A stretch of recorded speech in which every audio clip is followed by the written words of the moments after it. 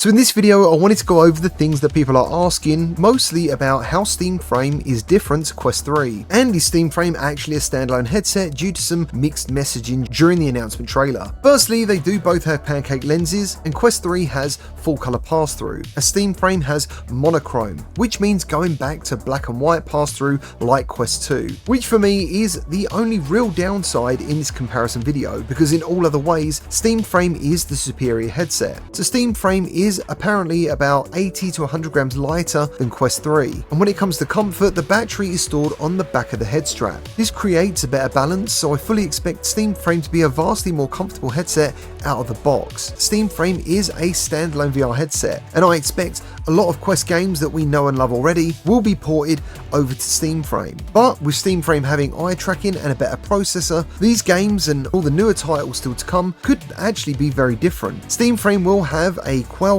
Snapdragon 8 Gen 3, which is stated as a 25 to 30% more powerful GPU than Quest 3, and the graphical performance could again increase if developers choose to use eye tracking for dynamic foveated rendering. Steam Frame also has a 50% better single core CPU and 100% better multi-threaded performance. It also has 16 gig of unified RAM, which is double that of Quest 3's 8 gig RAM. When it comes to storage, Steam Frame has 256 gig of built-in storage, but you can increase this with a micro USB of up to 2 terabytes. Steam Frame also has a slightly higher resolution, a larger FOV of 110 degrees both vertically and horizontally, and it has a higher refresh rate. It's capable of 72 to 120 Hz with 144 Hz as a experimental mode. Now, a question I got with my previous reaction video was regarding the dongle that enables PCVR foveated streaming. With Steam Frame's eye tracking, it's going to deliver a pin-sharp image focusing all the encoding at exactly where you're looking.